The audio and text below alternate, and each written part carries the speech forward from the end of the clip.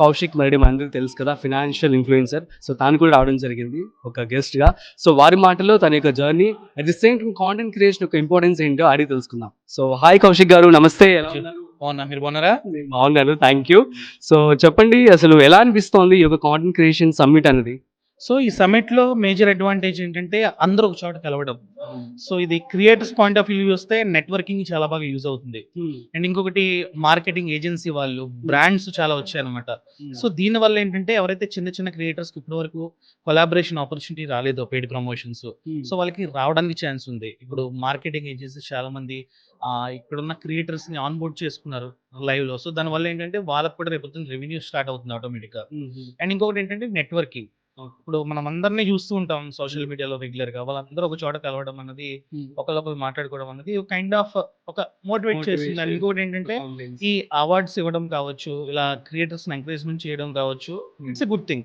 And నన్ను ఇక్కడ స్పీకర్‌గా ఇన్వైట్ చేశారు. సో చాలా ప్రౌడ్‌గా ఫీల్ అయ్యా. లైక్ చాలా మంది క్రియేటర్స్‌కి 1 అవర్ పాటు మన ఇన్‌పుట్స్ షేర్ చేసుకోవడం, ఇదంతా మంచిగా అనిపించింది. ఇప్పుడు దీనివల్ల ఏంటంటే వాళ్ళ దగ్గర నుంచి మనం నేర్చుకోవచ్చు. Major advantage. సో ఇదంతా జరిగింది. Thank you so much. Like government officials కావచ్చు, ఇక్కడున్న స్పాన్సర్స్ కావచ్చు, అదేవిధంగా మన భారత్ డీహెచ్ఎం కావచ్చు, ప్రతి ఒక్కరికి థ్యాంక్ యూ సో మచ్. అంటే కాంటెంట్ క్రియేషన్ చేసే వాళ్ళందరికీ ఏంట్రా వీడు వీడియోలు చేస్తున్నాడన్న వాళ్ళందరికీ కూడా ఒక ఊరట లభించింది అనుకోవచ్చా? ఒకప్పుడు లైక్ కంటెంట్ క్రియేషన్ అంటే ఏంటి, పని పాట లేని వాళ్ళు చేస్తారు అన్నట్టు ఒక థాట్ ఉండేది.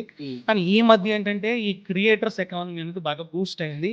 అండ్ మన జీడిపికి కావచ్చు కాంట్రిబ్యూషన్ కూడా బాగా పెరిగింది. ఇప్పుడు ప్రతి ఒక్క క్రియేటర్ జిఎస్టీ యూజ్ చేస్తున్నాడు. సో దాని ద్వారా గవర్నమెంట్‌కి కొంచెం టాక్స్ వెళ్తుంది. అంటే జీఎస్టీ తర్వాత మళ్ళీ క్లెయిమ్ అవుతుందండి. అది వేరే విషయం. కాకపోతే ఇన్‌కమ్ టాక్స్ పే చేయడం కావచ్చు, ఇలా పేర్స్ పెరిగారు ఈ ఎకానమీ నుంచి. అండ్ గవర్నమెంట్ కూడా వీళ్ళని క్రియేటర్స్ ఎవరైతే ఉన్నారో వాళ్ళందరినీ ఒక ప్రొఫెషనల్‌గా ట్రీట్ చేయడం మొదలుపెట్టింది. So it's a good thing. And ఇంకొకటి, ఈ యొక్క సమ్మిట్ మెయిన్ ఉద్దేశం ఏంటంటే, startups I mean content create చేసే వాళ్ళందరికీ కూడా గవర్నమెంట్ నుంచి సపోర్ట్ వస్తుంది అన్నారు.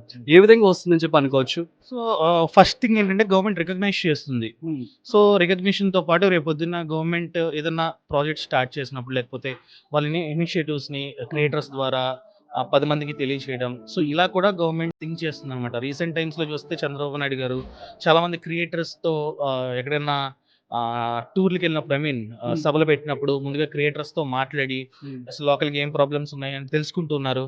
సో ఇలాగా క్రియేటర్స్‌కి ఇంపార్టెన్స్ కూడా పెరుగుతూ ఉంది. It's a good thing. Like చూస్తున్నాను నాకు తోటి క్రియేటర్స్ అందరూ సీఎం గారితో వాళ్ళ ప్రాబ్లమ్స్ కావచ్చు, ఐ మీన్ వాళ్ళ ప్రాబ్లమ్స్ అంటే వాళ్ళ ఊరు ప్రాబ్లమ్స్ కావచ్చు, ఇవన్నీ డైరెక్ట్‌గా షేర్ చేసుకుంటున్నారు. వాళ్ళకి అంత రికగ్నిషన్ రావడానికి కారణం ఏంటి?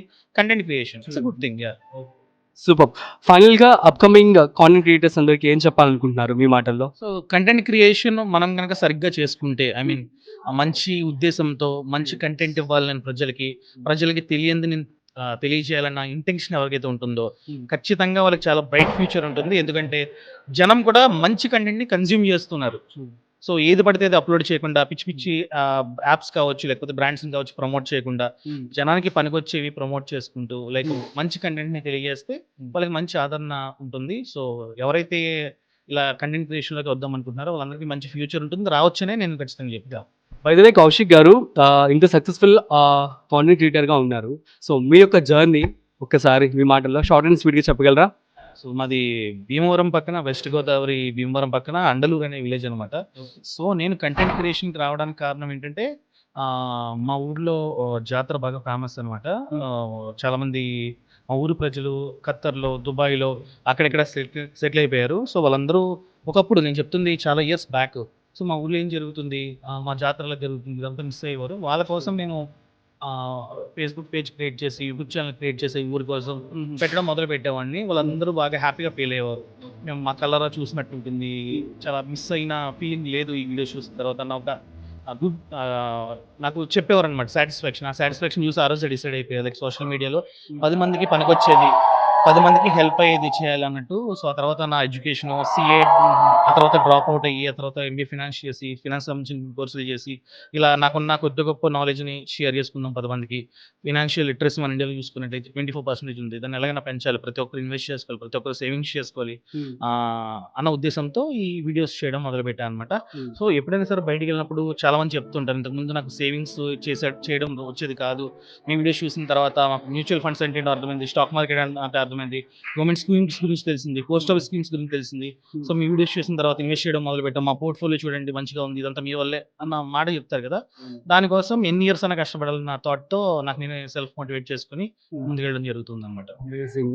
సో చాలా షార్ట్ అండ్ స్వీట్గా చక్కగా ఉంది, ఇన్స్పైరింగ్గా కూడాను. సో మిమ్మల్ని చూసి చాలా మంది ఇన్స్పైర్ అవ్వాలని చెప్పి అనుకుంటున్నాను. మరి ఫినాన్షియల్ ఇన్ఫ్లుయెన్సర్ కదా, ఎన్ని కోట్లు దాచారు?